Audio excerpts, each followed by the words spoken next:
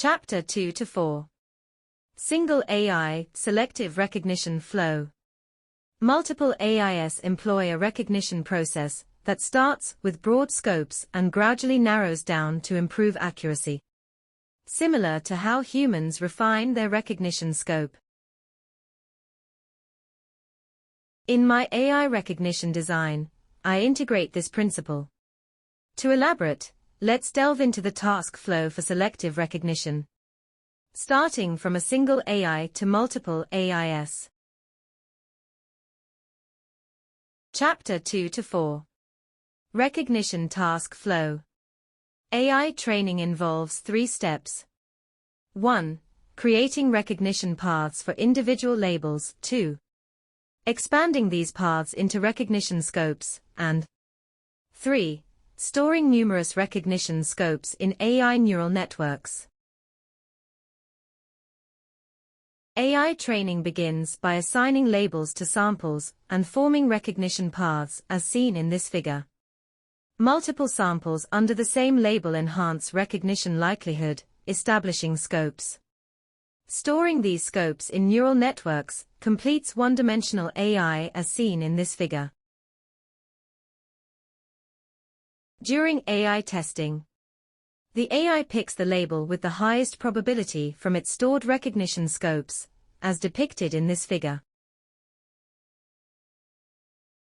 If the object doesn't match learned labels, as seen in this figure, the AI still chooses the label with the highest probability, without checking if it matches any learned label. This can cause repeated recognition problems. Chapter 2 to 4. Selective Recognition. AI doesn't have a penalty for its incorrect recognitions, as there's no high-authority AI to assess its judgments.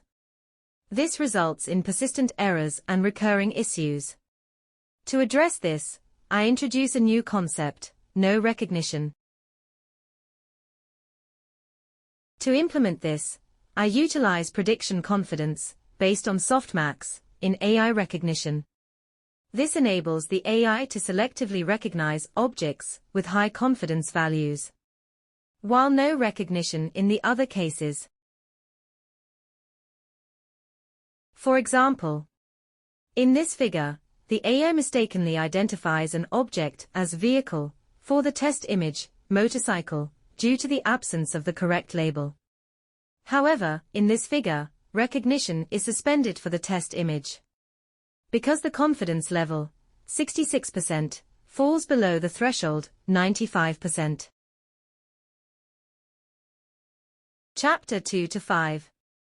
Recognition from broad to narrow scopes. In my AI recognition design, when different level single AIs recognize the same object, I rank them based on their predicted probabilities, as shown in this figure. Essentially, higher-level AIs guide lower-level ones, like a parent guiding a child. To confirm a recognition decision, all AIs must exhibit at least 95% confidence in their identification of the same object. Firstly, I give priority to single AIs based on their predicted probabilities, starting with the grandparent-level AI, which has relatively fewer labels. For example, in this figure, I separated the same samples into 8 grandparent labels and 144 parent-level labels. From the 2 pie charts, the case of the grandparent level, 1 of 8, has a relatively higher likelihood of accurate recognition than the parent level, 1 of 144. Secondly, I arrange single AIs based on their confidence values, starting with the grandparent-level AI. In this figure, the confidence value represents the label with the highest normalized probability among predefined labels. As illustrated in this figure, the grandparent-level AI achieves higher confidence due to its fewer labels, resulting in less label overlap during confidence assessment compared to lower-level AIs. Chapter 253. Recognition from broad to narrow scopes. Third, I prioritize the grandparent-level AI in my AI recognition design due to its broader recognition scopes compared to the other AIS. As shown in this figure, a grandparent label includes many parent labels, and each parent label contains various child levels. This means that I prioritize multiple AIS with broader scopes first and then move to those with narrower scopes, following a step-by-step approach. Chapter 254. Recognition from broad to narrow scopes.